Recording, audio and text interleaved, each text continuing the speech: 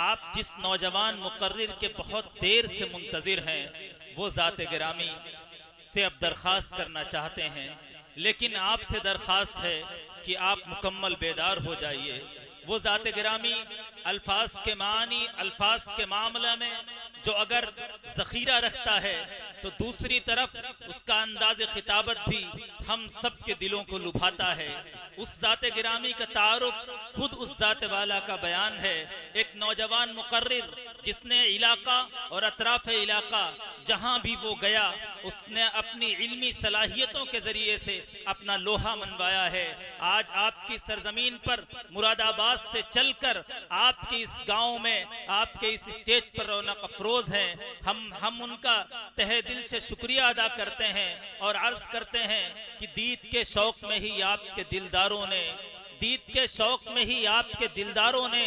صرف آنکھیں ہی نہیں دل بھی بچھا رکھے ہیں۔ آمد آپ کی جس وقت سنی ہم نے نوید، دل کے دروازے اسی وقت سے وا رکھے ہیں۔ میری مراد، میں بہت ادب و احترام کے ساتھ ہمارے ہر دل عزیز ساتھی حضرت مولانا مفتی عبدالحق صاحب قاسمی رسول پوری، مدرس جامعہ قاسم الاسلام، جامعہ قاسم العلوم الاسلامیہ مراد آباد سے درخواست گزار ہوں کہ پلا دے مجھے وہ مے پردہ سوز، پلا دے مجھے وہ مے پردہ سوز کہ آتی نہیں فصل گل روز روز، وہ میں جس سے ہے سوز و ساز ازل، وہ میں جس سے کھلتا ہے راز ازل، اٹھا ساقیہ پردہ اس راز سے، لڑا دے ممولے کو شہباز سے۔ حضرت مولانا مفتی عبدالحق صاحب دامت برکاتہم العالیہ، مائک پر۔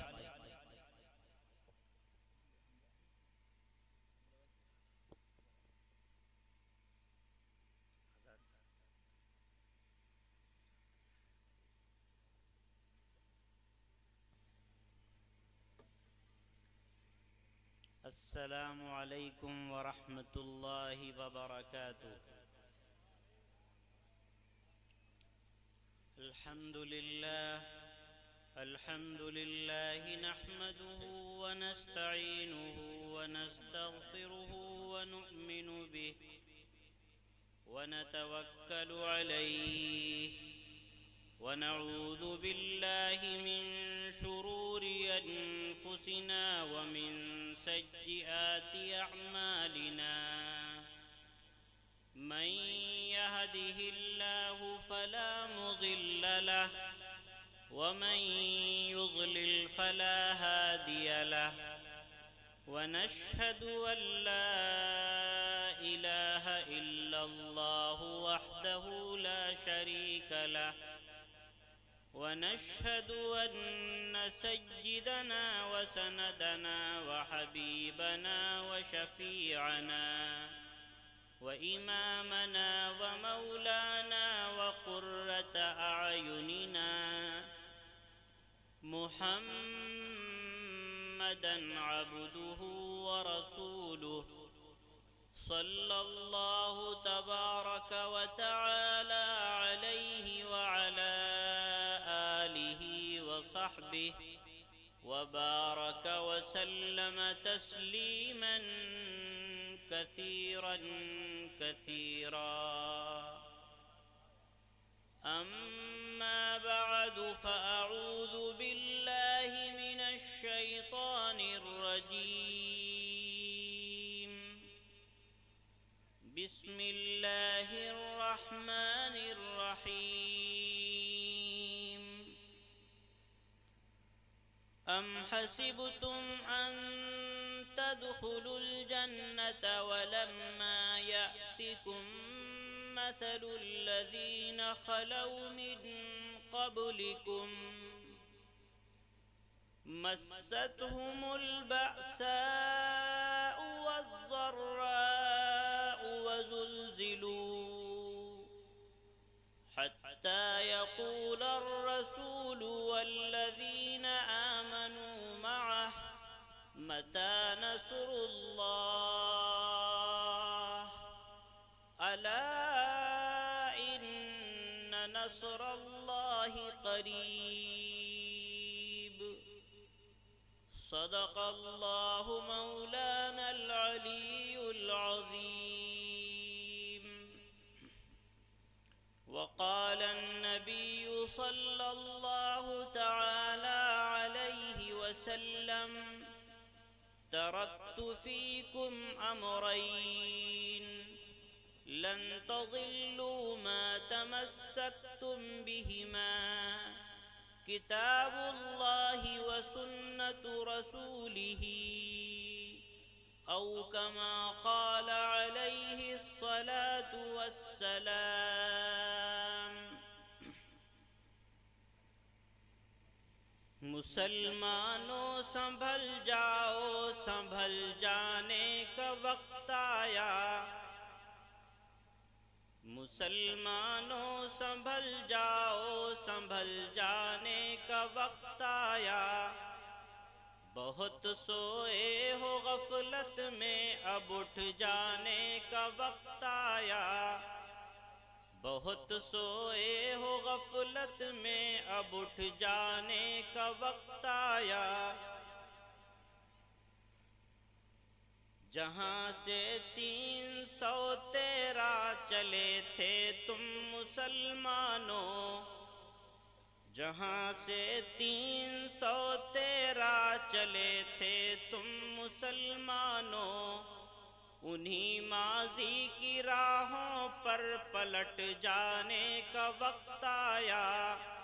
انہی ماضی کی راہوں پر پلٹ جانے کا وقت آیا، وہ دیکھو مسجد اقصی سے یہ آواز آتی ہے، وہ دیکھو مسجد اقصی سے یہ آواز آتی ہے، مسلمانوں میری حرمت پہ کٹ جانے کا وقت آیا، مسلمانوں میری حرمت پہ کٹ جانے کا وقت آیا، جوانان وطن اٹھو، جوانان وطن اٹھو، کفن بردوش ہو جاؤ،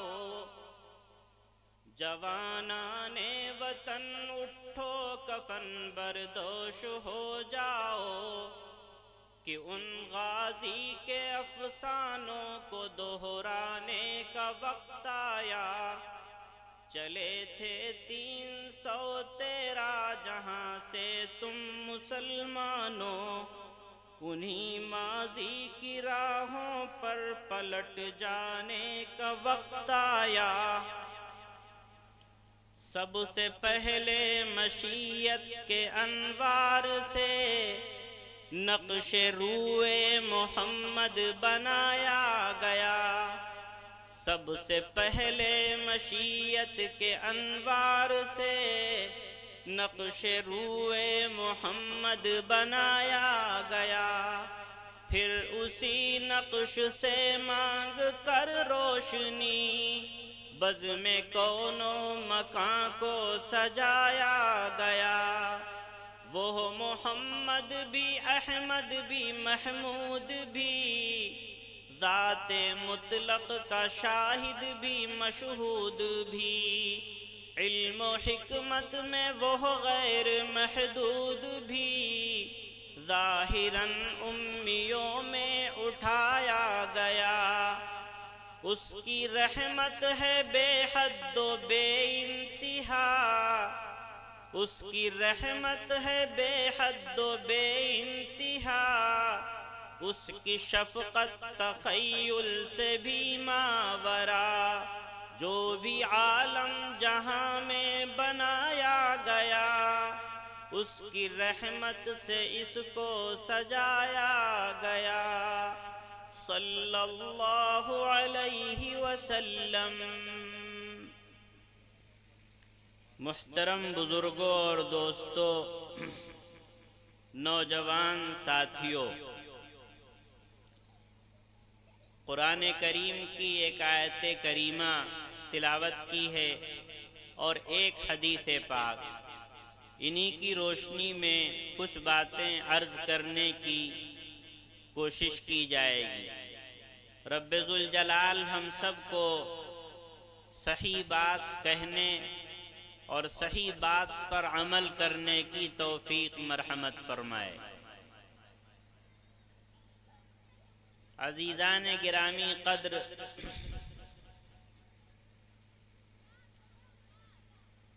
دنیا کے اندر جتنے بھی لوگ آئے ہیں اور قیامت تک آئیں گے، ان میں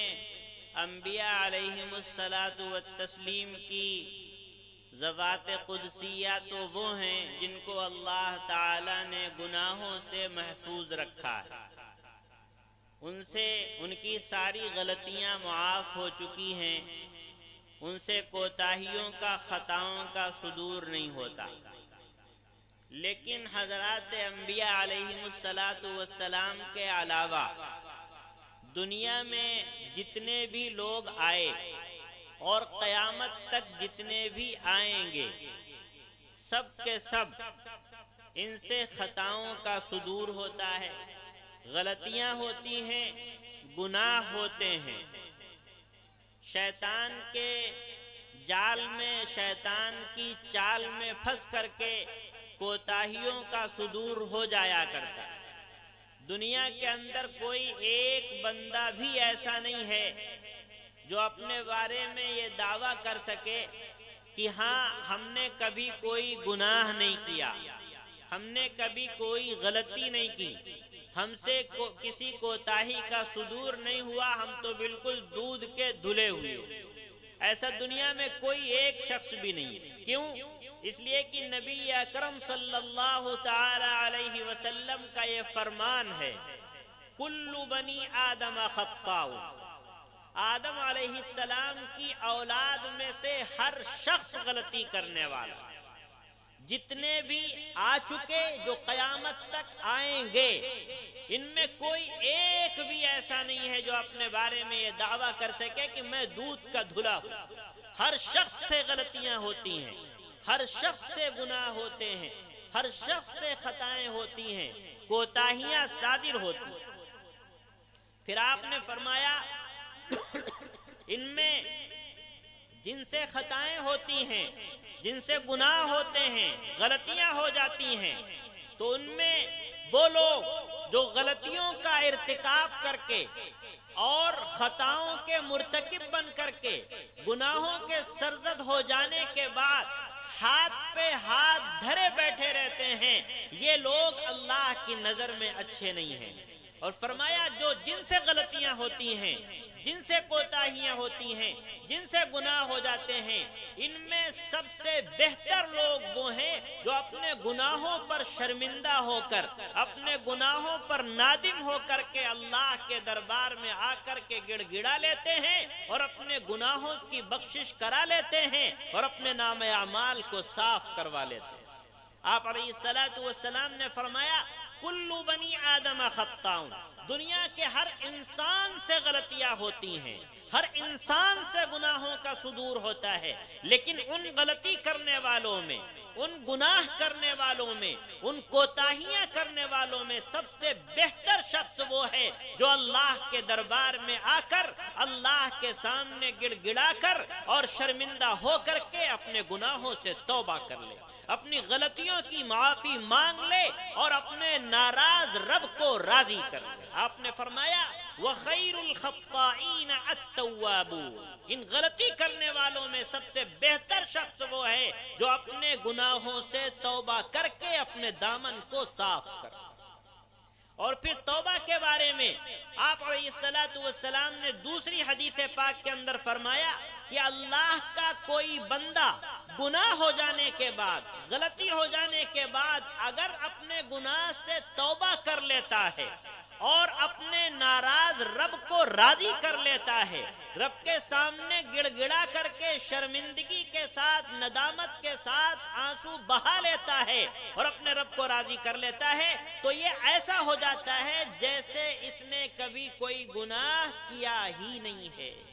جیسے اس کا نام اعمال بالکل صاف ستھرا کورا پہلے تھا ویسے ہی اب ہو جاتا ہے۔ آپ علیہ السلام نے فرمایا التائب من الذنب کمن لا ذنب لہ، اپنے گناہوں سے توبہ کرنے والا شخص ایسا ہوتا ہے جیسے اس نے کوئی گناہ کیا ہی نہیں ہے۔ عزیز ساتھیوں، عزیز نوجوانوں، یہ بتاؤ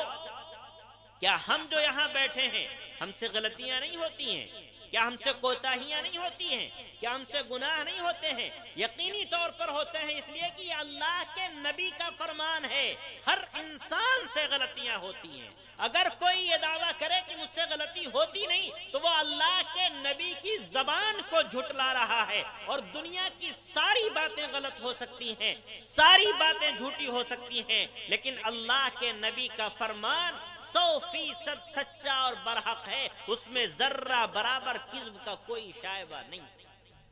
ہم سے کوتاہیاں ہوتی ہیں، ہم جو یہاں بیٹھے ہیں ہم سے کوتاہیاں ہوئی ہیں، ہم سے گناہ ہوئے ہیں، ہم سے غلطیاں ہوئی ہیں، لیکن عزیزو ہمیں گناہ ہو جانے کے بعد، غلطیاں ہو جانے کے بعد اپنے ہاتھ پر ہاتھ دھر کے بیٹھے نہیں رہنا ہے، اپنے دل کے اندر جھانکنا ہے، گریبان میں جھانکنا ہے، اور غلطی ہو جانے کے بعد اپنے اس رب سے جس نے ہمیں پیدا کیا، دنیا میں بھیجا، سارے انتظامات ہمارے لیے کیے، ساری ضرورتیں ہمارے لیے مہیا کی، اور پھر ایک دن ہم کو یہاں سے پھر اسی کے دربار میں ہمیں حاضر ہونا ہے، ہم اپنے اس رب سے توبہ کرنے والے بن جائیں۔ کل کو اس کے پاس جانے سے پہلے اپنے نام اعمال کو صاف ستھرا کر لیں، نبی کی زبان کے مطابق یہ شخص سب سے بہتر اور اچھا۔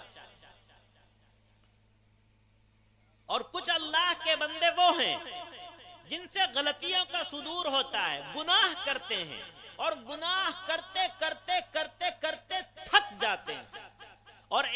پھر ایک وقت ایسا آتا ہے اپنے دل کے اندر وہ یہ سوچنے لگتے ہیں، جب وہ عمر کے آخری پڑاؤ پر ہوتے ہیں تو یہ خیال کرتے ہیں کہ ہم نے تو ساری زندگی گناہوں میں گزاری ہے، ہم نے اپنی زندگی میں کبھی کوئی نیک کام کیا ہی نہیں ہے، گناہوں میں ہم لت پت ہیں، اب اگر ہم اپنے رب سے توبہ کریں بھی تو کس منہ سے کریں، اپنے رب سے معافی مانگیں بھی تو کس زبان سے مانگیں، اللہ کے سامنے جا کر کے گڑ گڑائیں بھی تو کیسے گڑ گڑائیں، سجدہ کریں بھی تو کیسے کریں، معافی مانگیں تو کیسے مانگیں، ہمیں تو اللہ کے سامنے اب ہاتھ پھیلاتے ہوئے بھی شرم آتی۔ ایسے بہت سارے بندے ہیں، یہ انسان کے دل کے اندر یہ خیال آتا ہے، تو اللہ نے اپنے ایسے بندوں کے لیے وقت سے پہلے ہی اپنا نسخہ بیان فرما دیا کہ میرے بندے گناہوں میں لت پت ہو کر کے، گناہوں کے رجسٹر لے کر کے، گناہوں کے سمندر لے کر کے بھی اگر میرے دربار میں سچے دل کے ساتھ، سچے جذبے کے ساتھ ایک مرتبہ مجھ سے سچی توبہ کر کے آئیں تو صحیح، میری رحمت کا، میری مغفرت کا سمندر ان کے گناہوں سے کئی گنا زیادہ بڑا ہوا ہے، میں اپنی رحمت کے ذریعے سے ان کے سارے گناہوں کو ڈھانپ۔ اور فرمایا نبی کے ذریعے سے، محمد عربی صلی اللہ تعالی علیہ وسلم کی زبان مبارک سے اعلان فرمایا، اللہ رب ذوالجلال کا ارشاد ہے، قل یا عبادی الذین اسرفوا علی انفسہم لا تقنطوا من رحمت اللہ، اے محمد میرے ان بندوں سے کہہ دیجئے کہ اے میرے وہ بندوں جنہوں نے اپنی جانوں پر ظلم کر رکھا ہے، جنہوں نے اتنے گناہ کیے کہ ان کی کمر گناہوں کے بوجھ تلے دبی ہوئی ہے، اور اب ان کی کمر کے اندر گناہوں کے بوجھ کو اٹھانے کی طاقت اور سکت نہیں ہے، آپ میرے ان بندوں سے کہہ دیجئے کہ سنو، گناہ چاہے کتنے ہی زیادہ کیوں نہ ہو، چاہے رجسٹر سارے کے سارے بھر چکے ہوں، سمندروں سے بھی زیادہ تم نے گناہ کر رکھے ہوں، لیکن پھر بھی لا تقنطوا من رحمت اللہ، میرے ان بندوں سے کہہ دیجئے کہ وہ اللہ کی رحمت سے مایوس نہ ہو، اس لیے کہ رب تو وہ ہے، ان اللہ یغفر الذنوب جمیعا، وہ سارے گناہوں کو، اور سارے گناہوں میں بھی ہر قسم کے گناہوں کو، چاہے کیسے ہی گناہ ہو، کتنے ہی گناہ ہو، رب ذوالجلال معاف کرنے والا ہے، انہو هو الغفور الرحیم، وہ پہلے تو گناہوں کو بخشنے والا بھی ہے، اور اپنے بخشش کے بعد اپنے بندوں پر رحم کے ذریعے سے اپنے دربار میں بلا کر کے جنت میں داخلہ بھی عطا کرنے والا ہے۔ اور نبی اکرم علیہ السلام کی زبانی احادیث مبارکہ کے اندر ایسے لوگوں کے واقعات کثرت سے بیان کیے گئے ہیں کہ جن کو اللہ نے توبہ کی توفیق دی اور انہوں نے توبہ کی اللہ کے دربار میں سچے دل سے آ کر اللہ نے ان کے سارے گناہوں کو معاف فرما دیا اور دنیا میں اعلان کروا دیا تاکہ ساری دنیا والوں کو یہ سبق مل جائے کہ رب الجلال ہر قیمت پر اور ہر صورت میں گناہوں کو بخشنے کی طاقت اور قدرت رکھتا ہے۔ تو چاہے گناہ کتنے ہی زیادہ کیوں نہ ہو، رب انتظار میں ہے کہ میرا بندہ میرے سامنے آ کر کے گناہوں سے معافی مانگے تو صحیح۔ چنانچہ بخاری شریف اور ترمذی شریف کے اندر مستقل طور پر روایت ہے، لمبی روایت ہے، اور نبی اکرم علیہ السلام اس واقعے کو صحابہ کرام کے سامنے بیان کرتے ہیں، اور حضرت عبداللہ ابن عمر رضی اللہ تعالیٰ عنہ فرماتے ہیں کہ نبی اکرم علیہ السلام نے اس واقعے کو میرے سامنے، یعنی میں نے خود اپنے کانوں سے سنا کہ 1-2 بار نہیں 7 بار حضرت آپ علیہ السلام نے اس واقعے کو بیان فرمایا اور فرمایا کہ اس سے عبرت حاصل کرو، سبق حاصل کرو۔ کیا کہ بنی اسرائیل میں ایک اللہ کا بندہ گزرا جو انتہائی گنہگار تھا، گناہوں میں لت پت تھا، اور گناہ بھی اس طرح کر رکھے تھے کہ لوگوں سے جھگڑا کرتے ہوئے، بات چیت گالم گلوچ کرتے ہوئے تھوڑی سی بھی برداشت نہیں ہوتی تھی، کسی سے کوئی بات چیت ہو گئی بس فوراً سر قلم کر دیا جاتا۔ تو اس طریقے سے بنی اسرائیل کے اس شخص نے 99 افراد کا قتل کر دیا، تو 99 لوگوں کا خون اس کے سر پر تھا۔ اب جب 99 لوگوں کا قتل اس کے ذریعے سے ہو چکا تو 99 لوگوں کا خون اس کے سر پر تھا، اب اس کو جو ہے عمر کے یہ آخری پڑاؤ پر ہے، تو دل کے اندر خیال آیا کہ میں نے دنیا کے اندر اپنی طاقت کا استعمال کر کے کتنے لوگوں کو راستے سے ہٹایا ہے، کتنے لوگوں کی گردن ماری ہے، آخر مجھے بھی تو اللہ کے سامنے حاضر ہونا ہے، جب میں اللہ کے سامنے جاؤں گا تو کیا منہ دکھاؤں گا، کس منہ کو لے کر کے اللہ کے سامنے کھڑا ہوں گا، میں نے تو 99 لوگوں کا قتل کر رکھا ہے۔ چنانچہ دل کے اندر خیال پیدا ہوا، اور دل کے اندر خیال پیدا ہونے کے بعد جو ہے ان سے لوگوں سے معلومات کی کہ یہ بتاؤ کیا میرا رب جو ہے میرے گناہوں کو معاف کرنے کی طاقت رکھتا ہے یا نہیں ہے، یعنی اگر میں توبہ کر لوں تو کیا میرے گناہ معاف ہو جائیں گے یا نہیں ہو جائیں گے؟ تو ایک صاحب نے مشورہ دیا کہ وہ فلاں علاقے میں جاؤ، وہاں اللہ کے ایک بندے عبادت گزار ہیں، ان سے جا کر کے معلوم کرو، ہو سکتا ہے وہ تمہیں بتا دے۔ چنانچہ اللہ کا یہ بندہ توبہ کرنے کی نیت سے ان عبادت گزار کی خدمت میں حاضر ہوا، اور حاضر ہونے کے بعد جو ہے اپنا پورا واقعہ ان سے سنایا کہ میں نے 99 لوگوں کا قتل کر دیا ہے، اب میں چاہتا ہوں کہ اللہ سے توبہ کر لوں اور میرے گناہ جو ہے اللہ تعالیٰ معاف فرما دے، تو کیا میرے لیے توبہ کی کوئی شکل ہے، یعنی اللہ میرے گناہوں کو معاف کر دے گا یا نہیں کر دے گا؟ عزیز ساتھیوں، یہ امید کے ساتھ گیا، لیکن وہ حاجی صاحب ان کو علم نہیں تھا، وہ عالم نہیں تھے، صرف عبادت گزار تھے۔ انہوں نے کہہ دیا کہ ارے 99 لوگوں کا قتل کر کے آئے ہو اور اب یہ چاہتے ہو کہ گناہ بالکل صاف ہو جائیں، سارے گناہ معاف ہو جائیں اور نام اعمال بالکل صاف ہو جائے اور کورے ہو کر کے اللہ کے جانا چاہتے، تمہارے لیے توبہ کو کوئی دروازہ رباز نہیں ہے، اب تو تمہارا کام ختم ہو چکا، جاؤ۔ چنانچہ جب اس نے یہ بات کہی، اسے علم نہیں تھا، اس نے یہ بات کہی تو اس بندے کو پھر غصہ آیا کہ ارے میں نے اتنے گناہ کیا کہ اب معافی ہے ہی نہیں، تو چلو جب معافی ہے ہی نہیں تو اب تک 99 کیے تھے، 100 کا بھی کوٹا پورا کر لیتے ہیں۔ چنانچہ اس اللہ کے بندے کی بھی گردن مار دی اور 100 کا کوٹا پورا۔ اب 100 لوگوں کا خون اس کی گردن پر ہے، لیکن دل کے اندر کھٹک ہے کہ جس رب نے پیدا کیا ہے اس کے ہاں اس کو راضی کرنے کا کوئی نہ کوئی تو دروازہ ضرور ہوگا جس کو کھٹکھٹایا جائے اور اس کو کھٹکھٹانے سے اس کی طرف سے پروانہ آئے گا۔ چنانچہ پھر یہ اسی تگودو میں، بھاگ دوڑ میں اور ادھیڑ بن میں لگا رہا کہ کوئی اللہ کا بندہ مل جائے جو میری صحیح رہنمائی کر دے اور مجھے صحیح راستہ دکھلا دے۔ تو اس طریقے سے معلوم کرتے کرتے یہ کچھ لوگوں کے پاس گئے، ان کو معلوم تھا تو انہوں نے کہا کہ روئے کروے زمین پر جو سب سے بڑا عالم اس وقت ہو مجھے اس کا پتہ بتاؤ، میں اس عالم کے دربار میں جا کر کے مسئلہ معلوم کرنا چاہتا ہوں۔ چنانچہ لوگوں نے رہنمائی کر دی کہ فلاں ملک کے اندر فلاں عالم صاحب جو ہیں آپ ان سے جا کر کے مسئلہ معلوم کریں، وہ صحیح رہنمائی کریں۔ چنانچہ یہ ان کی خدمت میں حاضر ہوئے اور حاضر ہو کر کے اپنا پورا واقعہ بتایا تو انہوں نے خوش ہو کر کے کہا کہ ارے کسی نے آپ کی غلط رہنمائی کی تھی، اللہ کے یہاں تو توبہ کا دروازہ ہر وقت کھلا ہوا ہے، اللہ انتظار میں رہتا ہے کہ میرا بندہ میرے دربار میں آ کر کے توبہ کرے تو صحیح، اور جو ہی بندہ سچے دل کے ساتھ، اچھی نیت کے ساتھ، نیک جذبے کے ساتھ اپنے رب سے اپنے گناہوں کی توبہ کر لیتا ہے، رب ذوالجلال گناہوں کو معاف کر دیتا ہے۔ تم بھی سچے دل سے نیک نیت کے ساتھ اگر اپنے رب سے توبہ کرو گے اور پھر آئندہ زندگی میں گناہ نہ کرنے کا عزم کرو گے اور نیکی کے راستے پر زندگی گزار کر کے اپنے رب کو راضی کرنے کی کوشش کرو گے تو رب ذوالجلال تمہارے گناہوں کو معاف کرنے کی طاقت رکھتا ہے۔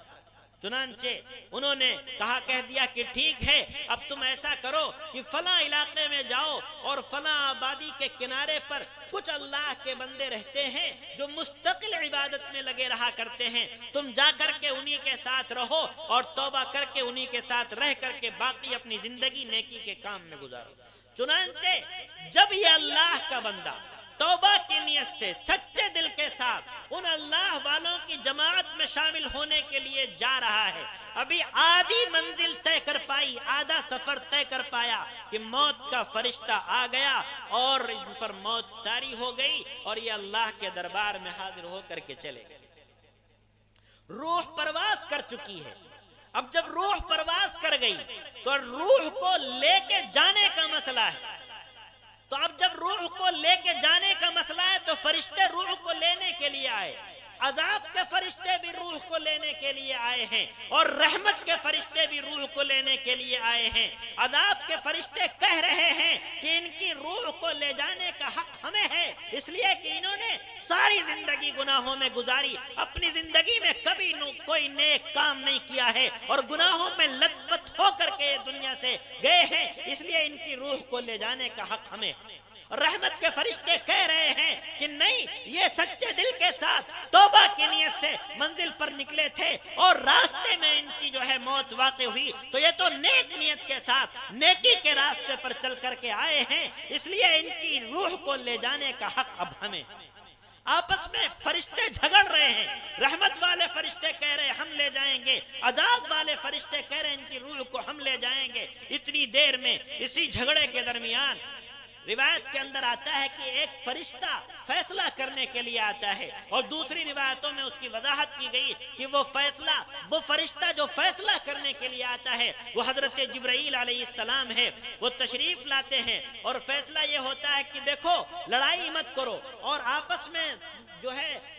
تجزیہ کرو، غور کرو کہ اس کو لے جانے کا حق کسے رہے گا۔ اب ایسا کرتے ہیں کہ جگہ ناپو، جہاں سے یہ آ رہا تھا یہاں تک کی وہ جگہ ناپو اور جہاں کو یہ جا رہا تھا وہاں تک کی جگہ ناپو، پیمائش کی جائے، جس کی جگہ زیادہ قریب ہوگی اسی کو لے جانے کا حق ہو۔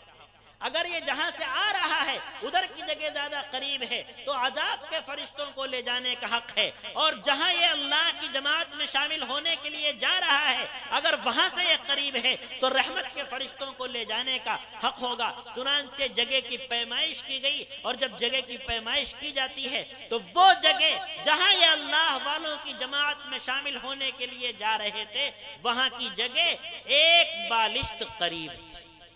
صرف ایک بالشت کا فرق، وہ جگہ ایک بالشت قریب ہے اور یہ جگہ ایک بالشت دور ہے۔ اس لیے فرشتہ ہو گیا، فیصلہ ہو گیا کہ جو قریب والی جگہ ہے یعنی توبہ والی جگہ، تو توبہ کے دروازے کو کھول کر رحمت کے فرشتوں کو ان کی روح لے جانے کا حق۔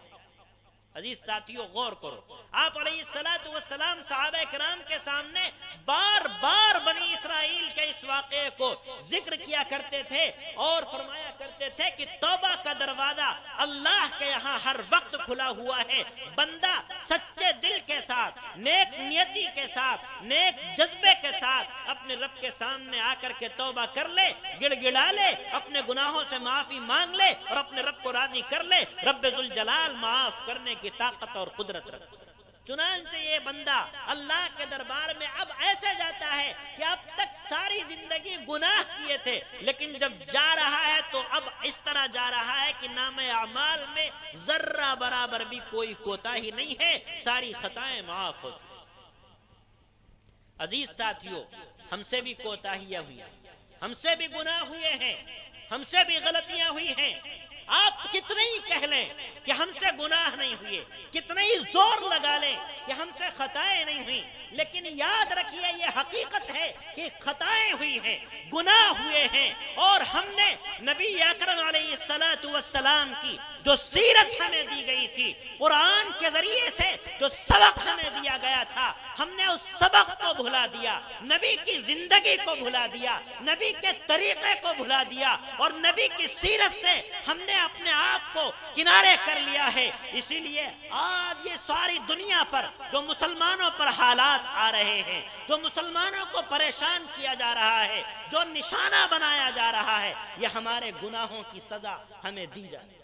یہ ہمارے گناہوں کی سزا ہے، ہمارے اپنے کرتوتوں کی سزا ہے. ہم سے پہلے دن سے کہا گیا تھا ہم اپنے رشتے کو قرآن سے مضبوط کر لیں، ہم اپنے رشتے کو قرآن سے جوڑ لیں. لیکن ذرا ہم اپنے گریبان میں جھانکیں، ہم میں سے کتنے ہیں جن کے گھروں کے اندر صبح میں قرآن کی تلاوت کی آواز آتی ہے؟ ہم میں سے کتنے ہیں جن کے گھروں کے اندر 5 وقت نماز کی پابندی کا ماحول ہے؟ ہم میں سے کتنے ہیں جن کے گھروں کے اندر صحابہ کرام کی زندگی کو پڑھ کر کے سنایا جاتا ہے؟ اور یہ جو نئی نسل بیٹھی ہے انہیں اسلام کا سبق پڑھایا جاتا ہے. یہ ہم میں سے کتنے ہیں؟ ہم خود اپنے گریبان میں جھانک کر کے دیکھ لیں. ہم نے نبی کی سیرت کو کنارے لگا دیا، ہم نے قرآن کے اسباق کو کنارے لگا دیا. نبی کی سیرت کے اندر ہر پہلو کے ذریعے سے ہماری رہنمائی کی گئی تھی، اور قرآن کے اندر ہر پہلو پر ہمیں رہنمائی دی گئی تھی، ہدایات دی گئی تھی کہ جب جیسے حالات آ جائیں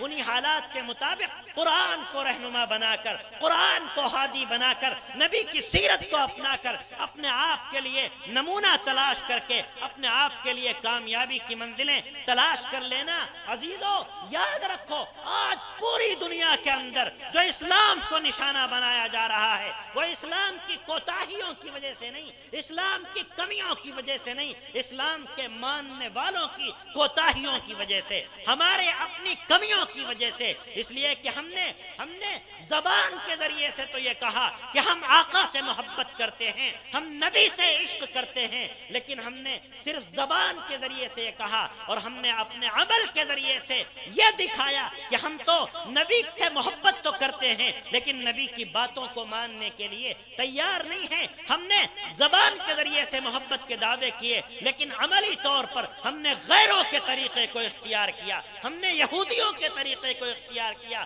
ہم نے مشرکین کے طریقے کو اختیار کیا، ہم نے نصارہ کے طریقے کو اختیار کیا. آج ہم انہی کے طریقے کو اپنا کر اپنے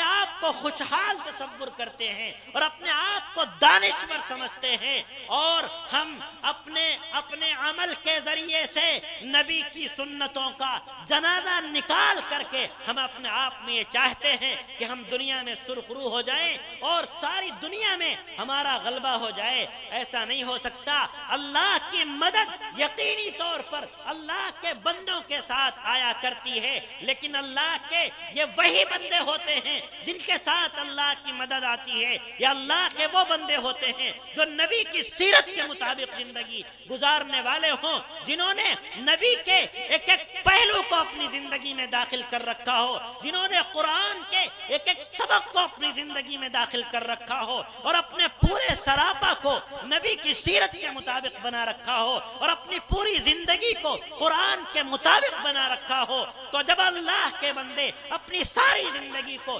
قرآن کے مطابق بنا کر کے آتے ہیں، اپنی ساری زندگی کو نبی کے مطابق بنا کر کے آتے ہیں، تو رب ذوالجلال ہرگز ایسا نہیں ہے کہ وہ اپنے محبوب کے ماننے والوں کو دنیا کے اندر رسوا کرے۔ نبی اللہ کی غیرت کبھی یہ گوارا نہیں کرتی۔ نوجوانوں یاد رکھو، اللہ کی غیرت کبھی بھی یہ گوارا نہیں کرتی کہ اللہ کا بندہ اللہ کے محبوب کی سنتوں کو اپنا رہا ہو اور اللہ اس کو دنیا میں رسوا کرے، ایسا ہرگز نہیں ہوتا۔ اللہ کا بندہ اللہ کے کلام پر عمل کر کے اللہ کو راضی کرنے کی کوشش کر رہا ہو اور رب ذوالجلال اس کو دنیا میں رسوا کر دے، ایسا ہرگز نہیں ہو سکتا۔ جہاں بھی حالات آئیں گے، پریشانیاں جہاں بھی آئیں گی، جب بھی آئیں گی، ہمیں اپنے گریبان میں جھانکنا ہوگا، ہماری اپنی کوتاہیوں کی وجہ سے ایسا ہو رہا ہے۔ عزیزو، یہ حقیقت ہے۔ آج ہم اپنے گریبان میں جھانکیں، اپنے گھروں کا جائزہ لیں۔ ہماری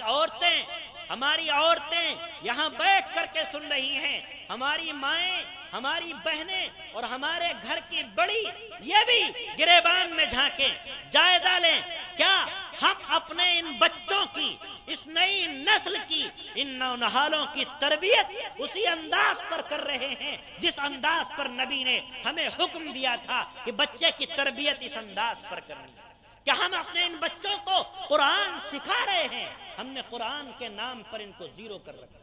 اور اگر ہمارے گھروں میں قرآن ہے بھی تو طاقوں میں سجا کر کے رکھ دیا گیا، تلاوت کرنے کی ہمیں توفیق نہیں ہوتی۔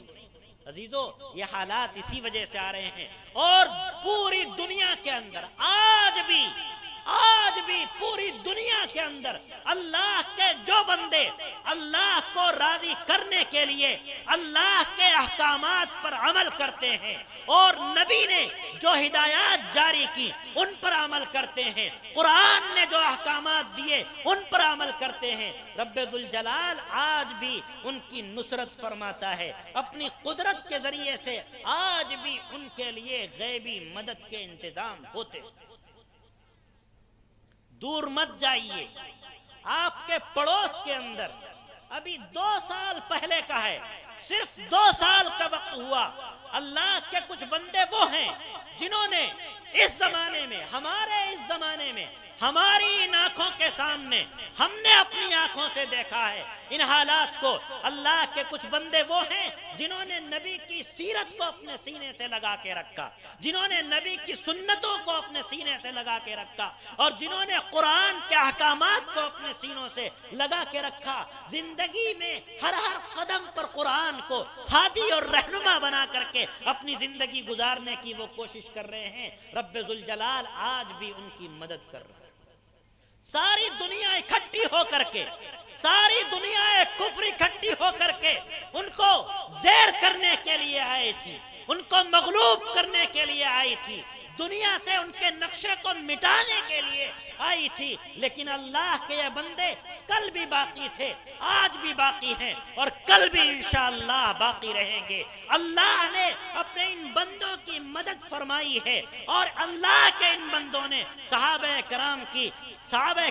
کی اس زمانے میں یاد کو تازہ کیا تھا کہ جب بدر کے اندر اللہ کے کچھ بندے اللہ کی رضا کی خاطر، اللہ کے لیے رضا کے لیے اپنی جان کا نذرانہ لے کر کے آئے تھے، اللہ نے ان کو رسوا نہیں کیا تھا اور ان کی مدد کی تھی، ان کی نصرت کی تھی۔ اس نصرت کے نتیجے میں پوری دنیا کے اندر اسلام کا غلبہ ہوا اور کفر کو منہ کی کھانی پڑی تھی۔ آج بھی اللہ کے ان بندوں نے ساری دنیا کی سپر پاور طاقتوں کو جو مل کر کے دنیا کے نقشے سے مٹانے کے لیے آئے تھے، لیکن اللہ نے اپنی قدرت کے ذریعے سے ان کو گھٹنے ٹیکنے پر مجبور کیا۔ ساری دنیا نے دیکھا، اعلان کے ساتھ اعلان کیا گیا، آج دنیا کفر آ کر کے چند اسلام کے ماننے والوں کے سامنے گھٹنے ٹیکنے پر مجبور ہو۔ ساری دنیا نے دیکھا، گھٹنے ٹیکے. اور آج الحمدللہ اس چھوٹے سے خطے کے اندر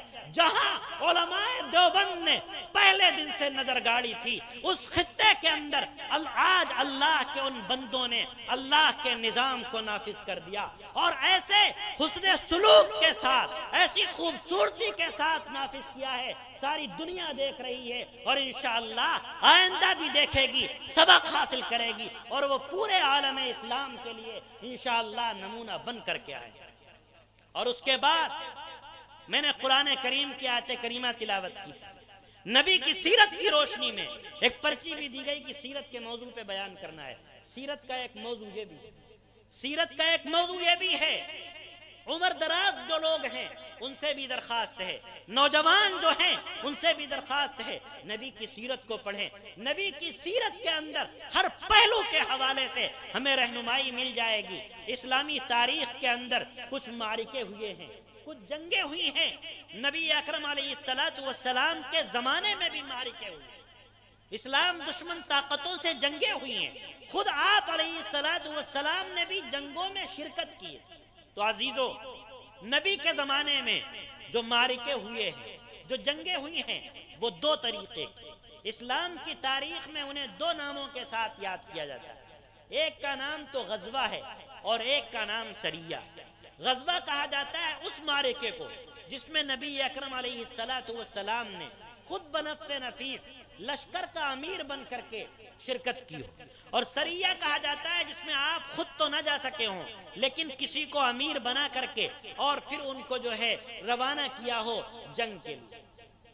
یہ دو قسم کے معرکے اسلام کی تاریخ کے اندر آتے ہیں. ایک معرکہ جس کا نام ہم نے سنا، بہت معروف ہے، اور قرآن کریم کے اندر اس معرکے کے، اس غزوے کے نام سے پوری ایک سورت اسی نام سے، جسے ہم سورہ احزاب کہتے ہیں. ایک غزوہ ہوا، اس کا نام غزوہ خندق بھی ہے اور غزوہ احزاب. غزوہ احزاب جو ہے وہ اسلام دشمن جو طاقتیں ہیں ان کے لحاظ سے اس غزوے کا نام غزوہ احزاب رکھا گیا، اور جو اسلام کے ماننے والے یعنی اہل اسلام ہیں، صحابہ کرام ہیں، ان کے ذریعے سے، ان کے واسطے سے اس کا نام غزوہ خندق رکھا. ہوا یہ کہ سن 2 ہجری کے اندر غزوہ بدر کے بعد جب مشرکین مکہ کو غزوہ بدر میں شکست کا سامنا ہوا، ہار کا سامنا ہوا، تو اب انہوں نے واپس جا کر کے مکہ المکرمہ میں پلاننگ کی. اور پلاننگ کرنے کے بعد یہ کیا کہ جو مکہ کے ارد گرد جو کافروں کی بستیاں تھیں، مشرکوں کی بستیاں تھیں، ان سب کو اکٹھا کیا اور سب کو اکٹھا کر کے ایک پورا سنگٹھن بنایا، بڑا سنگٹھن بنایا. اور بڑا سنگٹھن بنانے کے بعد تقریباً 10,000 کا لشکر انہوں نے تیار کیا، اور تیار کر کے اب اعلان کیا کہ اب ہم مدینے پر چڑھائی کریں گے، مدینے پر چڑھائی کریں گے. اور مدینے میں جو اللہ کے ماننے والے صحابہ کرام ہیں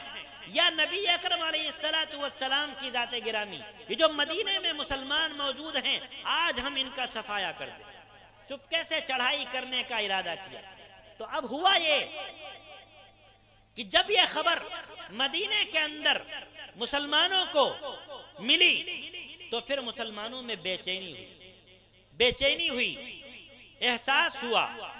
کہ جو ہے ابھی تو ہم ہجرت کر کے مکہ سے آئے ہیں، اپنا گھر چھوڑ کر کے آئے، مال چھوڑ کر کے آئے، دولت چھوڑ کر کے آئے، مدینے میں ابھی ہم صحیح طریقے سے پنپ نہیں پائے ہیں، تو رہنے سہنے کے پوری طرح انتظام نہیں، کھانے پینے کے پوری طرح سے انتظامات نہیں، اوپر سے سردی کا موسم ہے تو سردی سے بچاؤ کے لیے بھی پورے انتظامات نہیں ہیں. ان حالات میں مشرکین نے چڑھائی کر دی ہے، تو اب ہمیں ان کا مقابلہ کیسے کرنا؟ ہتھیار بھی نہیں ہے مقابلہ کرنے کے لیے، تو ہم ان کا مقابلہ کریں تو کیسے کریں؟ ہوا یہ کہ یہ بے چینی صحابہ کرام کے دلوں میں پائی جا رہی ہے. ایک اضطراب کا سا، عجیب سی کیفیت تھی، یعنی وسوسے دل کے اندر آ رہے تھے کہ اگر ہم ان کا مقابلہ کریں تو کیسے کریں، اور اگر کریں گے تو وہاں 10,000 کا لشکر اور ہم تو تھوڑے سے لوگ ہیں، تو اب تو ہمارا کام نمٹ لیا. لیکن عزیزو، اسی صورت میں، اسی وقت جب یہ وسوسے آ رہے ہیں، خیالات پیدا ہو رہے ہیں، نبی اکرم علیہ السلام کو علم ہوا، حضرت جبرائیل علیہ السلام اسی وقت قرآن کریم کی یہ آیت کریمہ لے کر کے جو ابھی ہم نے تلاوت کی، یہ آیت کریمہ لے کر کے حاضر ہوئے اور آپ کے قلب اطہر پر یہ آیت کریمہ نازل ہوئی اور حکم ہوا، ام حسبتم، اے صحابہ کرام تم یہ سمجھتے ہو، ام حسبتم ان تدخلوا الجنہ، تم یہ سمجھتے ہو کہ تم نے زبان سے لا الہ الا اللہ محمد الرسول اللہ کا کلمہ پڑھ لیا ہے تو کیا صرف اس کلمے کے پڑھ لینے کی وجہ سے تمہیں جنت میں داخلہ مل جائے گا؟ اور کیا تمہیں تکالیف کا سامنا نہیں ہوگا؟ کیا تمہارے سامنے پریشانیاں نہیں آئیں گی؟ کیا مصائب نہیں آئیں گے؟ کیا آلام نہیں آئیں گے؟ نہیں، ہرگز ایسا نہیں ہے، فری میں جنت میں داخلہ ملنے والا نہیں ہے۔ سنو، ام حسبتم ان تدخلوا الجنہ ولما یاتکم مثل الذین خلو من قبلکم، ابھی تو تمہارے اوپر وہ حالات آئے بھی نہیں ہیں، تمہارے سامنے تو وہ پریشانیاں آئی بھی نہیں ہیں جو اس سے پہلے امتوں پر گزر چکی، جو اس سے پہلے نبیوں پر گزر چکی ہیں، ابھی ان جیسے حالات جھیلنا پڑیں گے۔ پچھلی امتوں پر حالات آئے، پچھلی امتوں پر بھی حالات آئے، پچھلے انبیاء پر بھی حالات آئے، خود بنی اسرائیل کے اندر، بنی اسرائیل نے یعنی اسلام دشمن طاقتوں نے، مخالفین نے 43 انبیاء کرام کو اپنے ہاتھوں سے قتل کیا۔ اس طرح کے حالات آئے کہ خود امتی جو ہے وہ اپنے نبی کو اپنے ہاتھوں سے قتل کر رہا ہے، اور جو اللہ کا بندہ اس شخص کو نبی کے قتل کرنے سے روک رہا ہے تو جو روکنے والا ہے اللہ کا بندہ، اس کو بھی راستے سے ہٹا دیا جاتا ہے اور اس کی بھی گردن مار دی جاتی ہے۔ حضرت زکریا علیہ السلام کو آرے کے بیچ میں کھڑا کر کے، سر کے بیچ سے آرے کو اس طرح چلا کر کے 2 ٹکڑوں میں تقسیم کر دیا گیا، لیکن قربان جائیے اللہ کے ان بندوں پر جنہوں نے اللہ کے راستے میں اپنی جانوں کا نذرانہ پیش کرنا تو گوارا کیا، لیکن ان کے ایمان میں ذرہ برابر لغزش نہیں، وہ ایمان پر پوری طرح ثابت قدم رہے۔ تو قرآن کریم کی آیت کریمہ جب نازل ہوئی اور اس کے ذریعے سے سبق دیا گیا کہ مسلمانوں، ساتھیوں، ابھی تو تمہارے اوپر حالات آئے نہیں ہیں، پچھلے زمانے میں تو نبیوں کو آرے سے چیرا گیا اور ان کے ماننے والوں کو قتل کیا گیا، جنہوں نے انبیاء کو قتل کرنے سے روکنے کی کوشش کی ان کی گردنوں کو بھی اڑا دیا گیا۔ ابھی تو تمہارے اوپر یہ حالات نہیں آئے ہیں۔ اگر آج تم صرف ان کی طاقت کو دیکھ کر کے، ان کی جمعیت کو دیکھ کر کے، ان کے ہتھیاروں کو دیکھ کر کے، ان کے اسلحوں کو دیکھ کر کے تمہارے دلوں کے اندر بے چینیاں پیدا ہو رہی ہیں تو یہ تو ٹھیک نہیں ہے، پچھلی امتوں سے سبق حاصل کرو۔ چنانچہ یہ آیت کریمہ نازل ہوئی، صحابہ کرام پوری طرح مطمئن ہو کر کے میدان میں آ گئے اور میدان میں آ کر کے جنگ کی نئی تدبیر اختیار کی گئی، اور وہ تدبیر کیا تھی؟ فیصل مشورے سے طے ہوا کہ مدینے کے ارد گرد خندق کھود دی جائے، چنانچہ ایک بہت بڑی خندق مدینے کے چاروں طرف کھود دی گئی تاکہ دشمن جو ہے وہ خندق کو پار کر کے ہمارے شہر کے اندر نہ آ سکے، اگر کوئی 1-2 آ بھی سکے گا، آ بھی جائے گا تو اس کا کام کیا جائے گا۔ چنانچہ 10,000 سے بڑا لشکر خندق کے ارد گرد 1 مہینے تک کا پڑاؤ ڈال کر کے الٹے پاؤں واپس ہونے پر مجبور ہوا، اور اللہ نے اپنے ان بندوں کو جنہوں نے اللہ کو راضی کرنے کے لیے سب کچھ قربان کرنے کی بازی لگا دی تھی، اللہ نے اپنے ان بندوں کو سرخ رو فرمایا، فتح ان کا مقدر ہوئی۔ تو عزیزو، ان ساتھیوں کے لحاظ سے جنہوں نے خندق کھود کر کے اپنے شہر کی حفاظت کی تھی، ان کے لحاظ سے اس غزوے کا نام غزوہ خندق رکھا گیا، اور وہ جو کفار بڑی ساری چاروں طرف سے قبیلوں کو اکٹھا کر کے لے کر کے آئے تھے، ان کے لحاظ سے اس کا نام غزوہ احزاب طے ہوا۔ یہ قرآن کریم کے اندر پوری سورت اسی نام سے نازل کی گئی۔ عزیزو، ذرا بتاؤ تو صحیح، کیا آج ہمارے اس دور میں دنیا کے اندر ایک بار پھر کفر اکٹھے ہو کر کے عالم اسلام کو نقصان پہنچانا چاہ رہا ہے؟ ایک بار پھر دنیا کفر اپنی ساری طاقت کو اکٹھے کر کے مسلمانوں کی، اہل اسلام کی، اللہ کے جانبازوں کی اور اللہ کے راستے میں جہاد کرنے والے بندوں کی، اور معصوم خون جو بہایا جا رہا ہے اللہ کی رضا کی خاطر، اللہ کے گھر کی تقدس کی خاطر، اللہ کے گھر کی حفاظت کے لیے، آج پھر دنیا کفر چاروں طرف سے اپنی طاقت کو لے کر کے ان کو مٹانے کے لیے آئی ہے، اور یہ طے کر کے آئی ہے کہ دنیا کے نقشے سے مٹا کر کے رہیں گے۔ لیکن عزیزوں، مایوس ہونے کی ضرورت نہیں ہے، نوجوانوں حوصلے سے کام لینے کی ضرورت ہے۔ کل بھی اللہ کی مدد اللہ کے بندوں کے ساتھ آئی تھی، لیکن ان بندوں کے ساتھ جنہوں نے اللہ کے سبق کو یاد رکھا تھا، جنہوں نے نبی کی سیرت کو اپنایا تھا، جنہوں نے قرآن کے احکامات پر عمل کیا تھا، آج بھی چند اللہ کے بندے ایک چھوٹی سی جماعت دنیا کفر کو ناکو چنے چبوانے پر مجبور کر، آج بھی دنیا کفر ان کے سامنے گھٹنے ٹیکنے پر مجبور ہو رہا ہے۔ اور انشاءاللہ جس طرح کل کو 2 سال پہلے ساری دنیا نے دیکھا تھا، اللہ کے چند بندوں کے سامنے دنیا کفر نے گھٹنے ٹیکے تھے، انشاءاللہ پھر اللہ کے مٹھی بھر جماعت کے سامنے انشاءاللہ پھر یہ دنیا کفر کی طاقت جو ہے گھٹنے ٹیکنے پر مجبور ہوگی، ساری دنیا دیکھے گی انشاءاللہ۔ عزیزو، نوجوانوں، حوصلے سے کام لینا ہے، ہمت سے کام لینا ہے، چاہے ہمارے اپنے لوگ ہوں اور چاہے باہر کی دنیا ہو، سب کے سب تم سے تمہارے حوصلے کو چھیننا چاہتے ہیں، اس کے علاوہ تم سے کچھ نہیں چاہتے ہیں، تم سے تمہارے حوصلے کو چھیننا چاہتے ہیں۔ نوجوانوں، طے کرو، سب کچھ برداشت کریں گے، لیکن انشاءاللہ اپنے سینوں کے اندر جذبوں کو بیدار انشاءاللہ۔ اور جس طریقے سے ہمارے اکابر نے قرآن کو اپنے سینے سے لگا کر، نبی کی سیرت کو اپنے سینے سے لگا کر، صحابہ کرام کی یاد کو تازہ کیا تھا، ہمارے لیے نمونے چھوڑے تھے، انشاءاللہ جب وقت آئے گا تو انشاءاللہ ہم بھی اپنے ایمان کی حفاظت کے لیے خود بھی تیار رہیں گے اور اپنی اس چھوٹی نسل کو بھی انشاءاللہ ایمان کی حفاظت کے لیے تیار رکھیں۔ اور اگر کوئی اللہ کا بندہ اور اگر کوئی اللہ کا دشمن ہمارے اپنے اس ملک کو نقصان پہنچانے کی کوشش کرے گا تو یاد رکھو ہم اپنے ملک کی حفاظت کے لیے بھی آگے آئے انشاءاللہ۔ ہمیں اپنے ملک کی حفاظت کرنا یہ ہمارے اپنے دین کا حصہ ہے انشاءاللہ۔ جس طریقے سے ہم اپنے ایمان کی حفاظت کے لیے اپنی جانوں کی بازی لگائیں گے انشاءاللہ، اسی طرح اپنے ملک کی حفاظت کے لیے اپنی جانوں کی بازی لگائیں گے اور کسی دشمن کو اپنے ملک کو آنکھیں دکھانے نہیں دیں گے انشاءاللہ۔ عزیزو،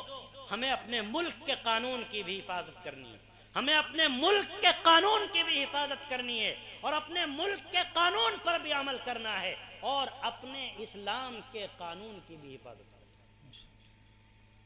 ایک آخری پیغام، جب نبی آخر الزمان صلی اللہ تعالی علیہ وسلم دنیا سے پردہ فرما رہے تھے، یعنی آپ کے دنیا سے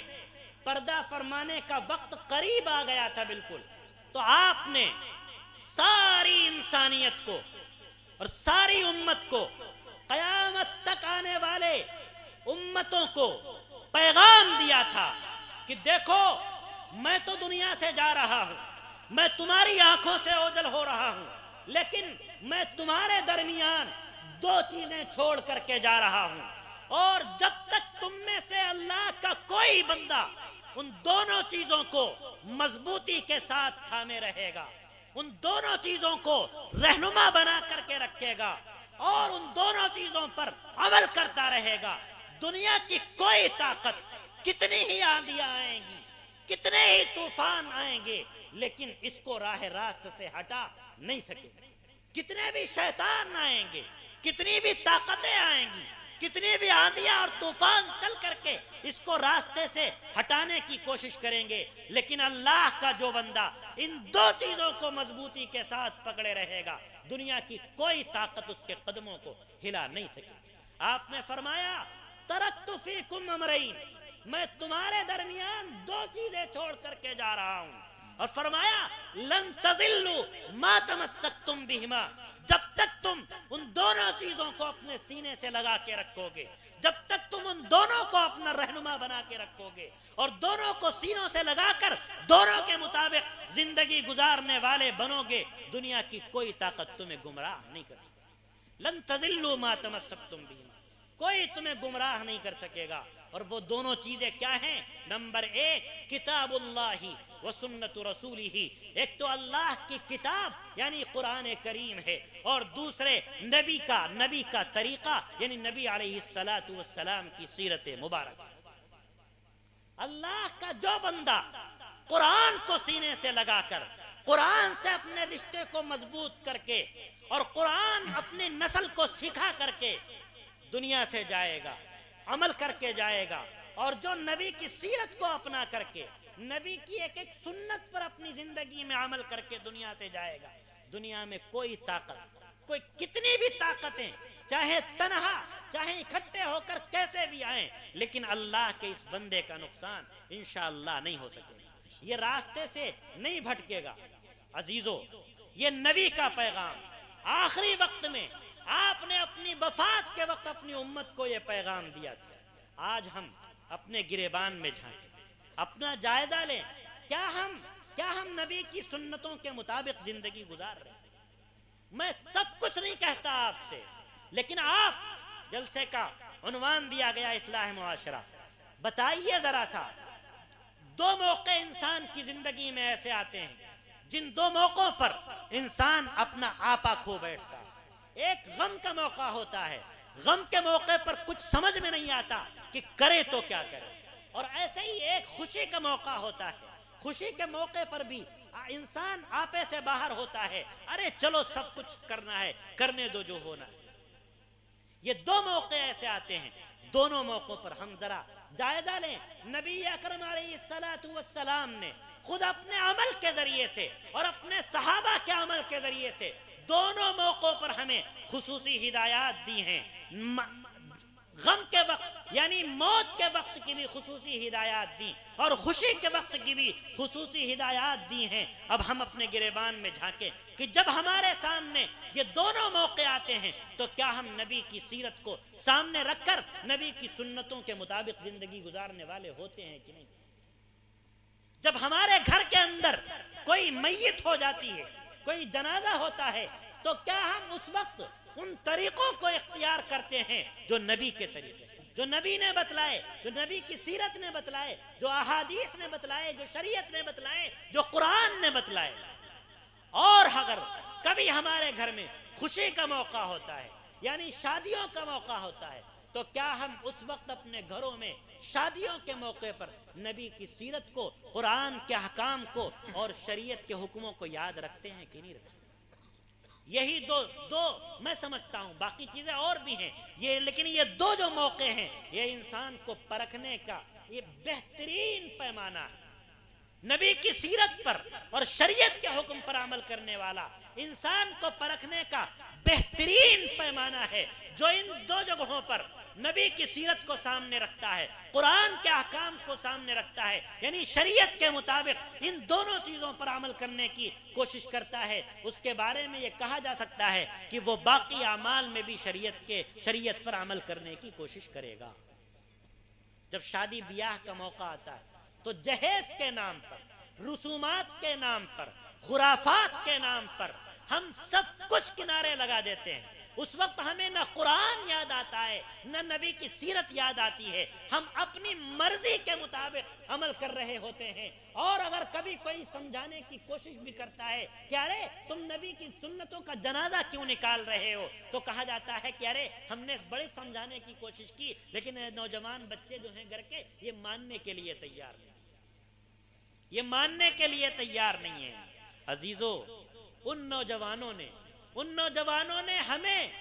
شیطانی کاموں پر ماننے پر راضی کر لیا، لیکن ہم اپنے ان نوجوانوں کو جو ہم سے چھوٹے ہیں ہم ان کو قرآن و سنت پر عمل کرنے کے لیے راضی نہیں کر سکتے.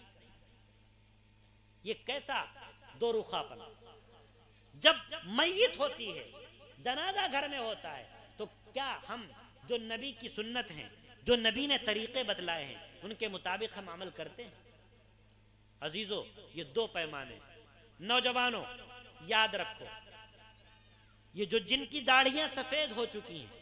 ان کا وقت ہو چکا. اب ان کے ذریعے سے معاشرے کے اندر تبدیلی آنے والی نہیں ہے. نوجوانوں تم طے کرو کہ انشاءاللہ ہمیں اپنے علاقے کے معاشرے کو سدھارنا. انشاءاللہ کسی بھی قوم کے لیے نوجوان ریڑھ کی ہڈی کی حیثیت رکھتا ہے. نوجوان سدھرے گا معاشرہ سدھرے گا، نوجوان بگڑے گا معاشرہ بگڑے گا. اس لیے نوجوانوں سے درخواست ہے کہ آگے آئیں، انجمن بنا کر کے، چھوٹی چھوٹی کمیٹیاں بنا کر کے طے کریں کہ انشاءاللہ سنتوں پر عمل کریں گے، سنتوں کو عام کریں گے، اور اپنی شادیوں کو سنتوں کے مطابق کریں گے، اور اپنی شادیوں کو رسومات سے، خرافات سے، جہیز جیسی لعنت سے پاک کر کے اپنے ان چھوٹے بچوں کو پیغام دیں گے، تاکہ آگے چل کر کے یہ بھی سنت کے مطابق عمل کرنے والے. انشاءاللہ. اور یہ جہیز کی لعنت کیسے ختم ہوگی؟ یہ بوڑھوں کا کام ہے، یہ بوڑھوں کا کام ہے. ان عمر دراز لوگوں سے درخواست ہے، اور یہاں جو علماء بیٹھے ہیں، ان علماء سے بھی چھوٹا ہو کر کے علماء سے بھی درخواست ہے، اپنے پروگراموں میں، اپنے جلسوں میں اور جمعے کے بیانات میں مستقل طور پر موضوع بنائیں، اور مستقل طور پر ہفتہ واری 15 روزہ یا مہینے پر، اگر چاروں جمعے میں وقت لگے تو چاروں جمعے میں اس موضوع پر قوم کو بیدار کیا جائے کہ اپنی بیٹیوں کو جہیز کے بجائے وراثت میں حصہ دیں. جی بے شک. آج ہم جہیز کے نام پر اپنی بیٹی کو وراثت سے محروم کر دیتے ہیں، جس کا ہمیں قرآن نے حکم دیا، جس کا ہمیں شریعت نے حکم دیا. اور ہم اگر ایک بالشت بھی حصے کو ادا نہیں کرتے تو ہمیں قیامت کے دن ہماری گردن کی نپائی کی جائے.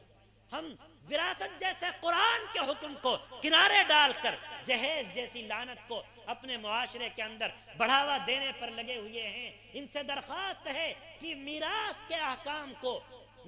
احکام کو مضبوطی کے ساتھ، قوت کے ساتھ، طاقت کے ساتھ بیان کیا جائے. قرآن و حدیث کی روشنی میں سارے مسائل کو سمجھانے کی کوشش کی جائے، اور قوم کو، نوجوانوں کو آمادہ کیا جائے. طے کریں کہ انشاءاللہ وراثت میں اپنی بیٹیوں کا، اپنی بہنوں کا حصہ دے کر کے رہیں،